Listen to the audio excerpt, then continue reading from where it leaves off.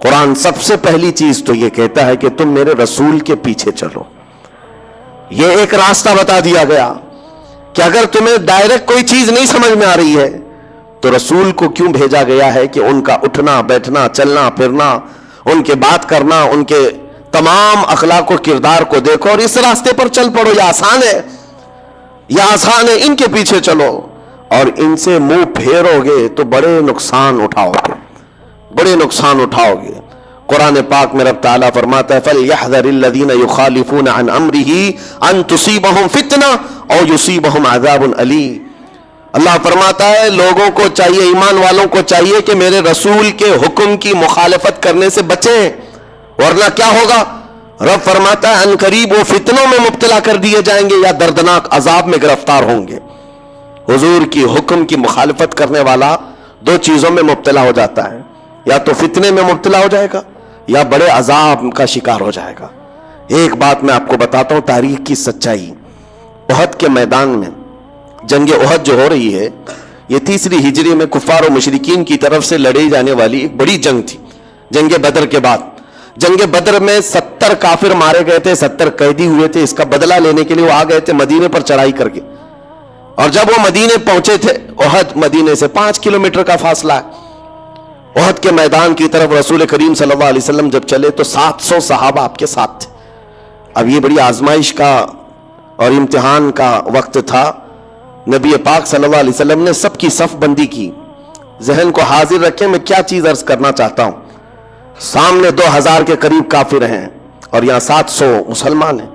ان میں سے 50 اچھا تیر چلانے والے جو صحابہ تھے ان کو حضور پاک صلی اللہ علیہ وسلم نے ایک اونچے ٹیلے پر کھڑا کیا جس کو جبل رمات کہتے ہیں. آج بھی وہ ٹیلا موجود ہے، چھوٹی سی ایک پہاڑی. اور اس پر کھڑا کرنے کا مقصد یہ تھا کہ وہ لوکیشن ایسا تھا سامنے سے کوئی بھی آتا تو یہ اوپر کھڑے ہوئے آدمی تیر چلاتے وہ آگے بڑھ نہیں سکتا تھا. ظاہر سی بات ہے اوپر سے اگر کوئی تیر چلائے تو سامنے بڑھنا مشکل ہو جاتا. نیچے سے اوپر تیر جلدی جاتے نہیں، اوپر سے جلدی آ جاتے ہیں. تو یہ جنگی مہارت کا ایک مظہر تھا. حضور پاک صلی اللہ علیہ وسلم نے 50 تیر انداز صحابہ کو وہاں کھڑا کیا، لیکن ساتھ میں یہ فرمایا تھا جب تک میں نہ کہوں نیچے نہیں آنا. یہ جملہ یاد رکھیں، حضور نے فرمایا جب تک میں نہ کہوں نیچے نہیں اترنا. اب جنگ نیچے چل رہی ہے، دشمن سامنے ہیں، مومنین ادھر ہیں، اور لڑائی اس قدر سخت ہوئی کہ مومنین نے ان کو بھاگنے پر مجبور کر دیا. کفار و مشرکین کو غالب آ گئے اور وہ اپنا ساز و سامان سب چھوڑ کر کے بد کے ہوئے جانوروں کی طرح بھاگتے رہے. کون؟ کفار و مشرکین میدان چھوڑ کر بھاگ رہے تھے.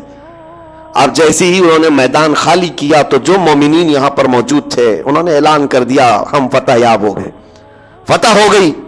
اب مال غنیمت جمع کیا جا رہا تھا. سب جب بھاگ گئے ہیں دشمن تو جنگ ختم ہو گئی. اوپر جو صحابہ کھڑے تھے تیر انداز انہوں نے کہا کہ اب چلو اترتے ہیں، جنگ ختم ہو گئی. بعض نے کہا نہیں، حضور نے فرمایا جب تک میں نہ کہوں نیچے نہ آنا. وہ صحابہ اکرام میں 2 جماعتیں ہو گئی. بعض صحابہ نے کہا نہیں، حضور کے فرمانے کا مقصد یہ تھا کہ جب تک جنگ نہ ہو جائے تب تک نیچے نہیں آنا. جنگ ختم ہو گئی، جب سارے لوگ مال غنیمت جمع کر رہے ہیں ہم بھی نیچے اترتے ہیں. اس بات پر جب صحابہ اکرام میں بحث ہوئی تو 40 صحابہ نیچے اتر آئے. تقریباً 40 لوگ نیچے اتر آئے. 10 لوگ وہ کہے کہ نہیں ہم یہیں کھڑے رہیں گے، وہ کھڑے رہ گئے. لیکن ہوا یہ کہ بھاگے ہوئے کفار و مشرکین میں خالد بن ولید بھی تھے. اس وقت وہ ایمان لائے ہوئے نہیں تھے. انہوں نے 200 گھوڑ سواروں کو ساتھ کیا. انہوں نے دیکھا کہ وہ لوکیشن خالی ہو چکا ہے جو ان کے لیے ڈینجر تھا. وہاں سے اتر گئے لوگ تو گھوڑے دوڑاتے ہوئے بہت دور سے راؤنڈ مار کر کے پیچھے کی طرف سے آ کر کے 10 صحابہ جو کھڑے تھے ان کو شہید کر دیا. سب سے پہلے ان 10 کو ختم کیا اور اس کے بعد پھر جو نیچے صحابہ تھے مال غنیمت جمع کر رہے تھے اچانک حملہ کیا پیچھے سے. کفار و مشرکین پلٹ کر کے آئے، اچانک حملہ کیا، یہ سنبھل ہی نہیں پائے.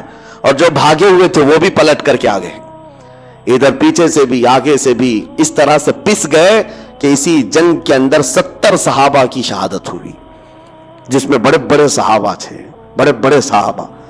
اور بہت عظیم تاریخ ہے یہ جنگ احد کی. اس کو بیان کرو تو رونگٹے کانپ جاتے ہیں. یہی وہ جنگ ہے جس میں حضرت امیر حمزہ کا سینہ چاک کر کے کلیجہ نکال کر چھپایا گیا تھا.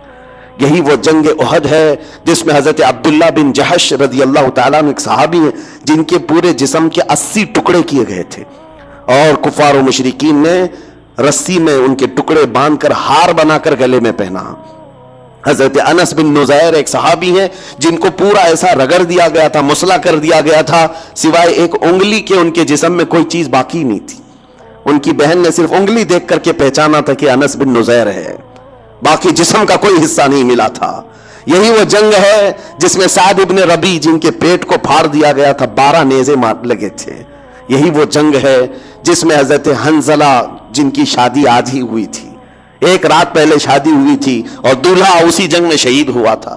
یہ وہ جنگ ہے جس میں بڑے بڑے صحابہ شہید ہوئے، بڑے بڑے صحابہ شہید ہوئے، لیکن سب سے بڑی بات تو یہ ہے کہ یہاں تک کفار و مشرکین کے ہاتھ پہنچ گئے کہ نبی پاک صلی اللہ علیہ وسلم کے قریب آ گئے۔ ایک ظالم نے لوہے کی ٹوپی جو جنگوں میں پہنی جاتی تھی وہ اٹھا کر حضور کے چہرے پر مارا، جس کی وجہ سے حضور پاک صلی اللہ علیہ وسلم کے رخسار، آپ کے گالوں سے ایک تانت لوہے کے اندر چلی گئی اور حضور کے 2 دانت مبارک وہاں شہید ہوئے تھے، اور وہ تانت ایسے اندر چلی گئی تھی کہ نکالنا مشکل تھا، لوہے کی، جس کو حضرت ابو عبیدہ بن جراح رضی اللہ تعالیٰ عنہ نے اپنے دانتوں سے پکڑ کر کے کھینچا تھا حضور کے اس رخسار پر چبھی ہوئی تانت کو، اور جس کی وجہ سے حضور کے 2 دانت مبارک اس میں شہید ہوئے۔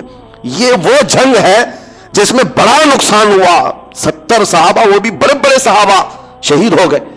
کہنا کیا چاہ رہا ہوں میں کس لیے یہ جنگ احد کا ذکر کر رہا ہوں پتہ ہے آپ کو؟ بتاتا ہوں۔ اتنا بھاری جو نقصان ہوا، اس کے اسباب کیا تھے؟ ظاہر سی بات ہے جب جنگ میں خسارہ ہو تو نقصان اور خسارے کا سبب ڈھونڈنا ضروری ہے۔ تو مفسرین فرماتے ہیں حضور پاک صلی اللہ تعالی علیہ وسلم کی وہ ایک بات جو حضور نے فرمایا تھا جب تک میں نہ کہوں نیچے نہ آنا، صحابہ کرام نے اس بات کو ترک کیا جس کی وجہ سے 70 صحابہ کی جانیں گئی۔ لیکن یہ بات بھی میں بتاؤں، وہ صحابہ جو نیچے اتر آئے وہ ایسے نہیں ہے کہ حضور کی نافرمانی کرنے کی نیت سے آئے تھے، ان کے ذہن و دماغ میں یہ نہیں تھا کہ حضور نے جو کہا ہے وہ ہلکے میں لے لینا ہے، نہیں، وہ ان کی اجتہادی خطا تھی۔ انہوں نے یہ سوچا کہ حضور نے جو فرمایا وہ جنگ ختم ہونے تک کے لیے فرمایا ہے، جنگ ختم ہو گئی، ہم اتر آئے ہیں، لیکن اس ایک خطا کی بنیاد پر اتنا بڑا نقصان، اتنا بڑا نقصان۔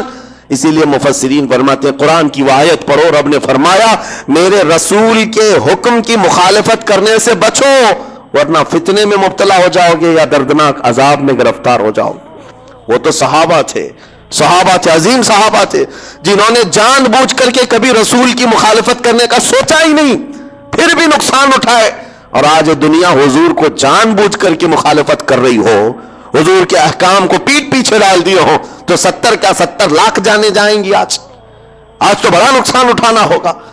اس بڑے نقصان کا ایک سب سے بڑا سبب یہ ہے رسول پاک کے احکام کی مخالفت، حضور پاک صلی اللہ تعالی علیہ وسلم کے جو شریعت طاہرہ کے احکام ہیں اس کو چھوڑ کر کے جانا۔